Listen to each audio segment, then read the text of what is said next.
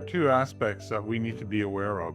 One is the proper use of AI.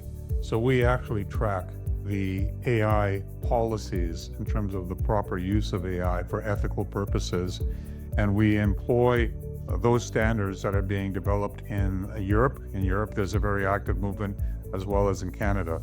So we have an element of making sure that we employ ethical AI and that we align with the international standards and policies that are being developed. The other is on the threats to using AI. So even now, we are starting to see organizations or state players that may want to inject false data that can in fact incorrectly train your AI algorithms. We clean the data before it comes in. So we also have, apart from the ethical element, we have the security element of making sure that we are able to detect threats associated with the data, because the AI is based 100% on the quality of the data. And there may be subtle changes in the data because the data is manipulated when it's provided or transmitted that is actually trying to fool your algorithm in terms of how it determines a risk and threat. So again, we work with our national agencies and in our ongoing R&D activity to make sure that we identify the AI spoofing activity that is going on out there. So the ethical and then the security on the AI are two key elements that we focus on.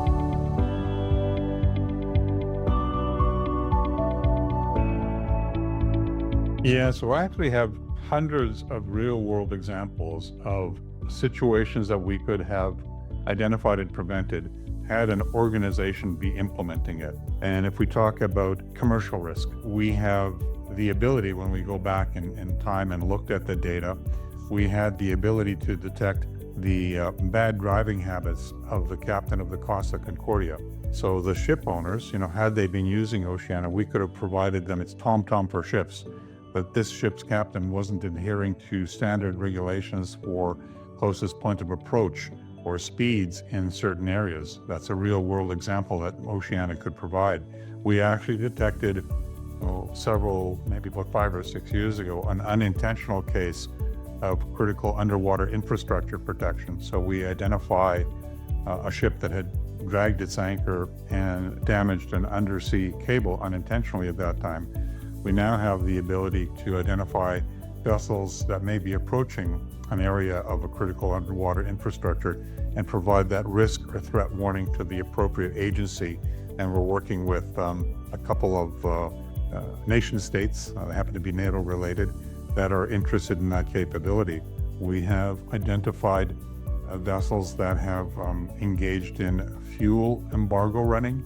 So vessels that maybe are detecting or picking up fuel because they come alongside another vessel, they've tried to change their name, they turn off some of their transmitters, we still pick them up, and they are refueling from another vessel and going to an embargo country. We have environmental risk that we had identified a number of years ago, where before the satellites were launched, ships would take shortcuts where they were not supposed to go. The Great Barrier Reef was one example of that, and detected vessels that had gone across the Great Barrier Reef. And now that they know that they are observed all of the time, they don't take that shortcut. It's sort of like having a policeman with a radar gun. Another one is we have identified previously ships that are supposed to do a ballast water change, environmental risk management. Before coming into Canada and the Great Lakes, they're supposed to go to a particular region and do a ballast water change to get rid of zebra mussels and other environmental threats.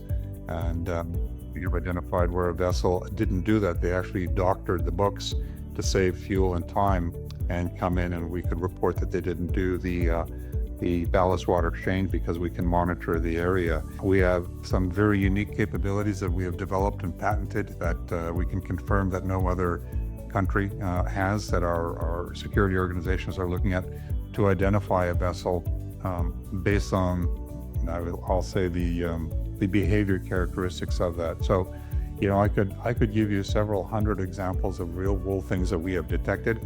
Have we provided that to an organization that has prevented the occurrence? Not yet, because those organizations are just starting to use OCIANA and understand the list of what we can provide. But these are real world examples of things that we have identified related to security, environmental risk, or we could have prevented the situation from happening. What I used to say in the early days is the Exxon Valdez, she was off course for a long period of time, and we could have identified that she was off course, notified the ship, notified the shipping owners, notified the Coast Guard, of that situation, and prevented millions of tons of fuel spilling in an environmentally sensitive area.